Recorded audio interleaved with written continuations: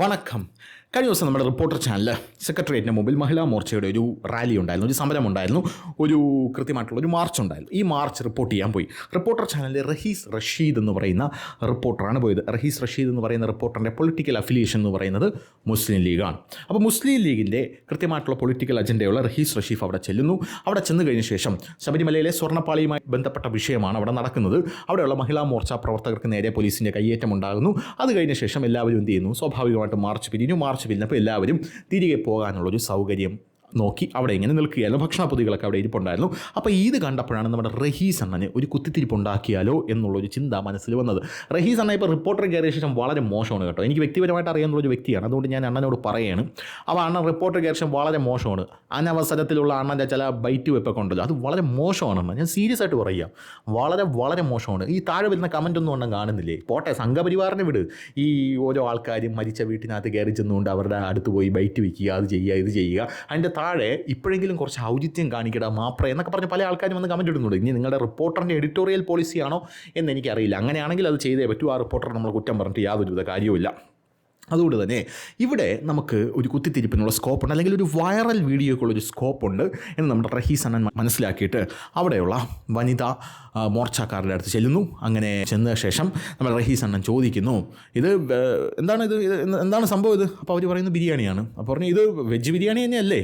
അണ്ണൻ ഉദ്ദേശിച്ചത് ഇത് ബീഫ് ബിരിയാണി ആണോ എന്നാണ് അണ്ണൻ ഉദ്ദേശിച്ചത്. അതായിരുന്നു അണ്ണൻ്റെ പോയിൻറ്റ്. പക്ഷെ അവിടെ നിൽക്കുന്ന മഹിളാ മോർച്ചക്കാർക്ക് അത് മനസ്സിലായില്ല. അവർ എടുത്ത ഒരു ആംഗിൾ എന്ന് പറയുന്നത്, ഞങ്ങൾ ബിരിയാണി കൊടുത്ത ആളെ കൂട്ടി ഇവിടെ വന്ന് റാലി നടത്തുന്നു അല്ലെങ്കിൽ മാർച്ച് നടത്തുന്നു എന്നാണോടാ നീ വിചാരിച്ച് വെച്ചിരിക്കുന്നത് എന്ന് പറഞ്ഞ രീതിയിലാണ് അവർ പ്രതികരിച്ചത്. യഥാർത്ഥത്തിൽ ചേട്ടൻ ഉദ്ദേശം അതല്ല. ചേട്ടൻ ഒരു കുത്തിത്തിരിപ്പ് ഉണ്ടാക്കാനായിട്ട് ശ്രമിച്ചത്. അതായത് ബീഫ് ബിരിയാണി അല്ലേ ചേച്ചി കഴിക്കുന്നത് എന്നാണ് ചേട്ടൻ ഉദ്ദേശിച്ചത്. അതായത് വെജിറ്റബിൾ ബിരിയാണി അല്ലേ എന്ന് ചോദിച്ചപ്പോൾ തന്നെ ചേച്ചി അത് മനസ്സിലാക്കണമായിരുന്നു. ഇത് വെജിറ്റബിൾ അല്ലേ, നിങ്ങൾ നോക്കിയില്ലേ? അപ്പോൾ അവിടെ നിൽക്കുന്ന ചേച്ചി വളരെ ഗംഭീരമായിട്ടുള്ളൊരു മറുപടിയാണ് കൊടുത്തത്. എൻ്റെ പൊന്നു ചേട്ടാ, ഞങ്ങൾ ഈ ബിരിയാണി ഇവിടെ കൊടുത്തിട്ടല്ല ആൾക്കാരെ കൂട്ടിയിരിക്കുന്നത്. ഇത് നമ്മൾ കണ്ണൂരോട്ട് പോവുകയാണ്. അപ്പം നമുക്ക് ട്രെയിനിനകത്തിരുന്ന് കഴിക്കാനുള്ള ഭക്ഷണമാണ്. ഇത് ഏത് ബിരിയാണിയാണ് എന്നുള്ള സംഭവം ഒന്നും തന്നെ നമ്മൾ തുറന്ന് നോക്കിയിട്ടില്ല. അതുകൊണ്ട് തന്നെ എന്താണ്, ഇത് ബീഫാണോ, ഇത് വെജാണോ, ഇത് എന്താണ് എന്ന് നമുക്ക് തിരിച്ചറിയാനുള്ള കഴിവ് എന്തായിരുന്നാലും നമുക്കില്ല. അതുകൊണ്ട് ചേട്ടൻ്റെ വഴിക്ക് ചെല്ലും. അപ്പോൾ ഉടനെ നമ്മുടെ റഹീസ് അണ്ണൻ പറഞ്ഞു, അല്ല നിങ്ങളിത് ബിരിയാണി കൊടുത്താണ് ആളെ കൂട്ടിയെന്ന് ഞാൻ പറഞ്ഞില്ലല്ലോ. ഞാൻ എന്തൊരു പറഞ്ഞാലും എന്താണ് അണ്ണൻ അന്തർധാരയിലൂടെ ഉദ്ദേശിക്കുന്നത് എന്ന് കൃത്യമായിട്ട് മനസ്സിലാക്കാമല്ലോ.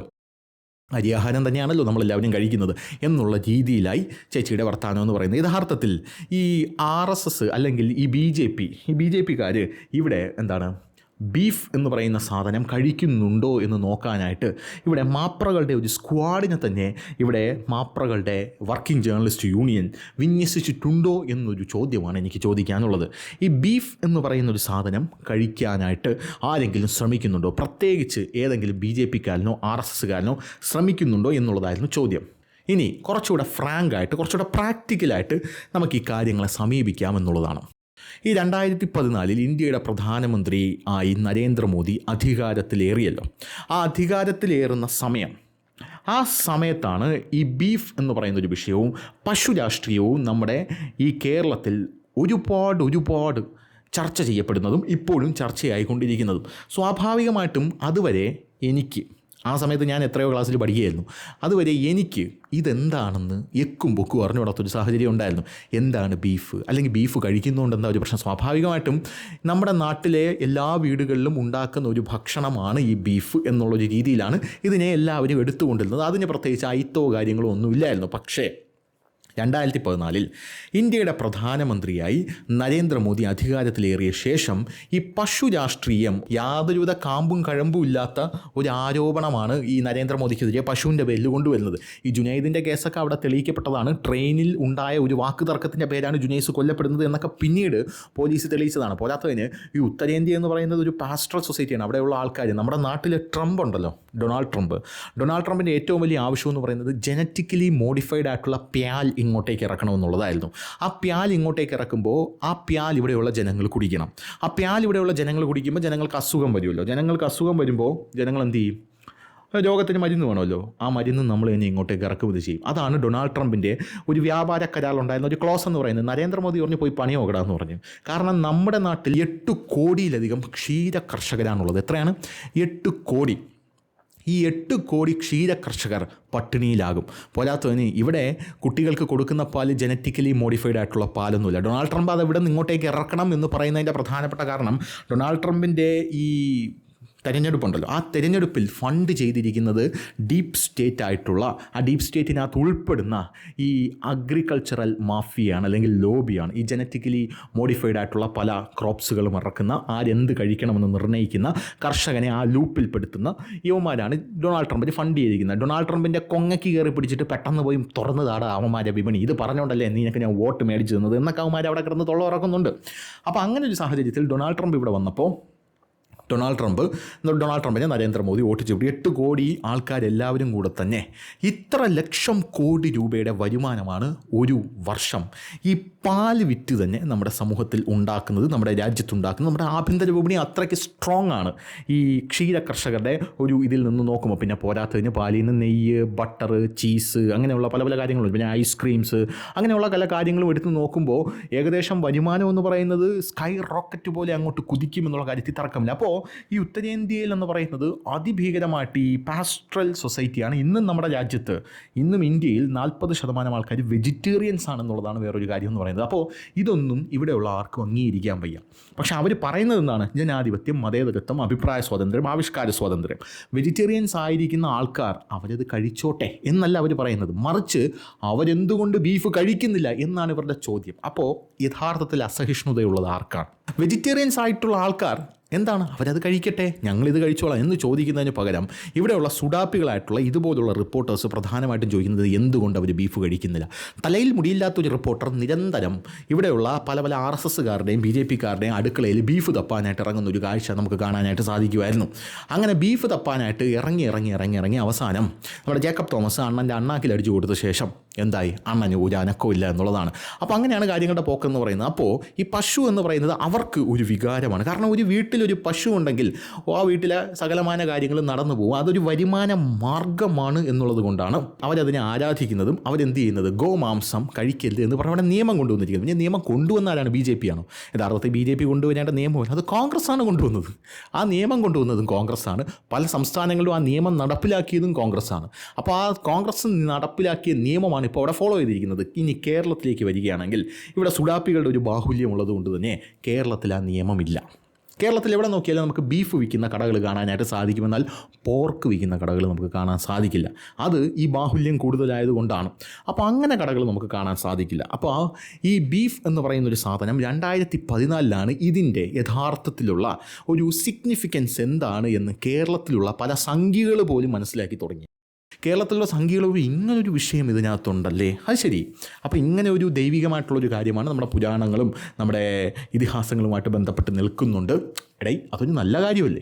അതായത് ഇവിടെയുള്ള കമ്മി സുഡാപ്പികൾ അല്ലെങ്കിൽ സുഡാപ്പികൾ അവരുടെ മതം ആചരിക്കാൻ ആർട്ടിക്കിൾ 25 എന്ന് പറയുന്ന ഒരു സാധനം ഇവർക്ക് ഫ്രണ്ടിൽ വയ്ക്കുന്നുണ്ട്. മൗലികമായിട്ടുള്ള അവകാശമാണ് എൻ്റെ മതം ആചരിക്കാനുള്ളത് എന്ന് പറഞ്ഞൊരു സാധനം ഇവർക്ക് മുമ്പിൽ വയ്ക്കുന്നുണ്ട്. അപ്പോൾ സ്വാഭാവികമായിട്ടും ഇപ്പുറത്ത് നിൽക്കുന്നവൻ്റെ മതത്തിൽ ഈ പശുവിനെ ഒരു ദിവ്യ മൃഗമായി കാണുകയാണെങ്കിൽ അവനത് ആചരിച്ചോട്ടെ, അതിനെ ഞാൻ റെസ്പെക്റ്റ് ചെയ്യും എന്നല്ലേ പറയേണ്ടത്. മറിച്ച് അങ്ങനെയല്ല പറയുന്നത്, അതിനെ ഞാൻ വെട്ടിത്തിന്നും എന്നാണ് ഇവർ പറഞ്ഞുകൊണ്ടിരിക്കുന്നത്. അതിനെ ഞാൻ വെട്ടിത്തിന്നും. അപ്പോൾ ഇതല്ലല്ലോ മതേതരത്വം. അല്ല, ഇതാണോ മതേതരത്വം? ഇതല്ല മതേതരത്വം. മതേതരത്വം എന്ന് പറഞ്ഞാൽ മറ്റതാണ്, മനസ്സിലായില്ലേ? ഇവിടെയുള്ള സകലമാന ആൾക്കാരും ഇവിടെയുള്ള ഒരു മുസ്ലിംസിൻ്റെ വീട്ടിലും പോയി പോർക്കുണ്ടോ എന്ന് തപ്പുന്നില്ല. കാരണം അതവരുടെ മതമാണ്, അവരവരുടെ മതം പറയുന്നതാണ്. ആ മതം പറയുന്ന കാര്യങ്ങൾ അവരനുഷ്ഠിച്ചോട്ടെ, അതിൽ നമുക്കെന്താണ് കാര്യം? അവരായി അവരുടെ പാടായി എന്നുള്ളതാണ്. അവർ പോർക്ക് കഴിക്കുന്നില്ലെങ്കിൽ പോർക്ക് കഴിക്കണ്ട എന്ന് പറഞ്ഞ് പോർക്ക് അവർക്ക് ദിവ്യമായിട്ടുള്ളൊരു മൃഗമൊന്നുമില്ല. അതിനെ വെട്ടാം, അതിനെ തിന്നാം, അതുകൊണ്ട് നമുക്കത് തിന്നാം. എന്നാൽ വെൻ ഇറ്റ് കംസ് ടു കൗ, പശുവിലേക്ക് വരുമ്പോൾ ആ പശു എന്ന് പറയുന്ന സാധനം ഒരു ദിവ്യമായിട്ടുള്ള ഒരു റിലീജിയസ് ആയിട്ടുള്ള ഒരു ഫേസ് അതിന് വരുന്നുണ്ട്. അത് വരുന്നത് കൊണ്ട് തന്നെ അതിനെ വെട്ടാനായിട്ടുള്ള നിയമം എന്താണ്? വെട്ടിക്കഴിഞ്ഞാൽ എന്തിന് കൗ സ്ലോട്ടർ നടപ്പിലാക്കാതിരിക്കാനുള്ളൊരു നിയമം പല സ്ഥലങ്ങളിലും ഉണ്ട്. അതുകൊണ്ട് തന്നെ കേരളത്തിൽ ആ നിയമമില്ല. അതുകൊണ്ട് കൗ സ്ലോട്ടർ കേരളത്തിൽ നടപ്പിലാക്കാം. ഞാനൊരു ആംഗിളിൽ നിന്നാണ് പറയുന്നത്. ഞാൻ ഈ കഴിഞ്ഞ ദിവസം നമ്മുടെ സുഡാപ്പി ചാനൽ ഹിജാബിൻ്റെ ചർച്ച എടുത്തല്ലോ. ഹിജാബിൻ്റെ ഔട്ട് ഓഫ് ഫോക്കസിൽ സുഡാപ്പി ചാനൽ ഒരു പോയിൻറ്റും കിട്ടാത്തതുകൊണ്ട് കന്യാസ്ത്രീകൾ മാലാഖമാരാണ്, ആ ഒരു ചെറിയൊരു തുണിക്കഷ്ണം അവർ ഇട്ടുകൊട്ടെ, ആ ഒരു ഹൃദയ വിശാലത അവർ കാണിക്കണ്ടേ എന്നൊന്നും ഞാൻ പറയുന്നില്ല. ഞാനൊരു നിയമപരമായിട്ടുള്ളൊരു കാര്യം പറയാം. അതായത് ഇപ്പോൾ മഹാരാഷ്ട്രയിൽ പോകുമ്പോൾ അവിടെ ബീഫ് കഴിക്കാൻ പറ്റില്ല. കാരണം അവിടെ എന്താണ്, പശുവിനെ വെട്ടാനായിട്ട് സാധിക്കില്ല, അതുകൊണ്ട് കഴിക്കേണ്ട. കേരളത്തിൽ വരുമ്പോൾ അങ്ങനെ ഒരു നിയമമില്ലല്ലോ. കേരളത്തിൽ ഇങ്ങനെ ഒരു നിയമം ഉണ്ടെങ്കിൽ കഴിക്കാൻ പാടില്ല എന്ന് പറഞ്ഞേനെ. പക്ഷേ കേരളത്തിൽ ഇപ്പോൾ അങ്ങനെ ഒരു നിയമമില്ല. കേരളത്തിൽ നാളെ ആ നിയമം വന്നു കഴിഞ്ഞാൽ പശുവിനെ ഇവിടെ വെട്ടാൻ പറ്റില്ല. ഇനി വേറൊരു കാര്യം, പശു എന്ന് പറയുന്ന സാധനം, ആ പശു എന്ന് പറയുന്ന സാധനം എന്ന് പറഞ്ഞ് വെട്ടി പല ഉത്തരേന്ത്യൻ സംസ്ഥാനങ്ങളിൽ ലഭിക്കുന്നത് പശുവല്ല, അത് വാട്ടർ ബഫളോയാണ്. വാട്ടർ ബഫളോ അഥവാ പോത്ത് എന്നൊക്കെ നമ്മൾ പറയത്തില്ലേ, പോത്ത്, അതിൻ്റെ മാംസമൊക്കെയാണ് കിട്ടുന്നത്. പശു എന്ന് പറയുന്ന സാധനമാണ് യഥാർത്ഥത്തിൽ ദിവ്യമായിട്ടുള്ള മൃഗം എന്ന് പറയുന്നത്. പോത്തിനെയൊക്കെ വെട്ടി യഥേഷ്ടം അവിടെ കിട്ടുന്നുമുണ്ട്, അത് ഇന്ത്യ കയറ്റി അയക്കുന്നുമുണ്ട് എന്നുള്ള റിപ്പോർട്ടുകൾ നമുക്ക് എല്ലാവർക്കും അറിയാം. അതുകൊണ്ട് വാട്ടർ ബഫളോ അത് അവിടെയും കിട്ടും, നമ്മുടെ നാട്ടിലും പോത്തും കിട്ടും, ബീഫും കിട്ടും, രണ്ടും കിട്ടും എന്നുള്ളതാണ് ആ ഒരു സാധനം എന്ന് പറയുന്നത്. അപ്പോൾ ഇത്തരത്തിൽ 2014 ശേഷമാണ് പ്രധാനമന്ത്രിയായി നരേന്ദ്രമോദി വന്ന ശേഷം ഈ ഒരു അവയർനെസ് ഇവിടെയുള്ള ജനങ്ങൾക്കിടയിൽ വന്നത്, പ്രത്യേകിച്ച് ഹിന്ദു സമൂഹത്തിൻ്റെ ഇടയിൽ വന്നത്. ആ ഒരു അവയർനെസ് ഇവരാഗ്രഹിക്കുന്നില്ല. ഇവരാഗ്രഹിക്കാത്തതിൻ്റെ പ്രധാനപ്പെട്ട കാര്യം നമ്മുടെ അസ്ത്രം ഗഫൂർ പറഞ്ഞതുപോലെ the popular front should make more leaders, then we should go and separate the Dalits. ദളിതന്മാരെ ഹിന്ദുക്കൾക്കിടയിൽ നിന്നും അടർത്തിയെടുക്കണം. അടർത്തിയെടുത്ത് ഇവരെ കൂടെ ചേർത്ത് നമ്മൾ ഭരണം പിടിക്കണം, എങ്കിലേ നമ്മുടെ അജണ്ടകളൊക്കെ നടപ്പിലാക്കാൻ പറ്റൂ എന്നുള്ളതാണ്.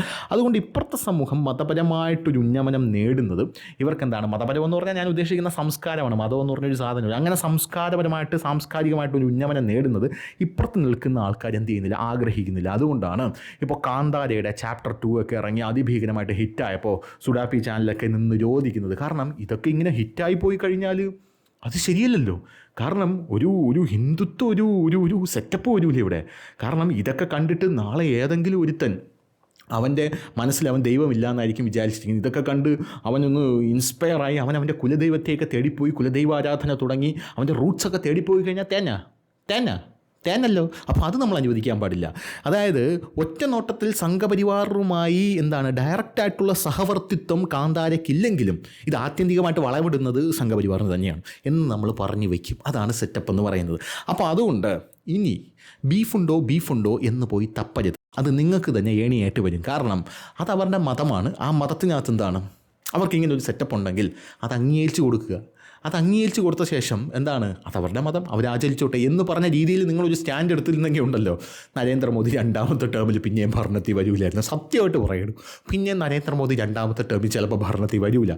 നിങ്ങൾ അങ്ങനെ ഒരു സ്റ്റാൻഡ് എടുത്തിരുന്നെങ്കിൽ. നിങ്ങൾ അങ്ങനെ ഒരു സ്റ്റാൻഡ് എടുക്കാതെ ഇതിൽ കിടന്ന് കടിച്ചു തൂങ്ങുന്നതുകൊണ്ടാണ് ഇനി ഇപ്പോൾ 4ാമത്തെ ടേമും ഇന്ത്യൻ പ്രധാനമന്ത്രിയായിട്ട് നരേന്ദ്രമോദി വരാൻ പോകുന്നത്. അപ്പോൾ ശരി.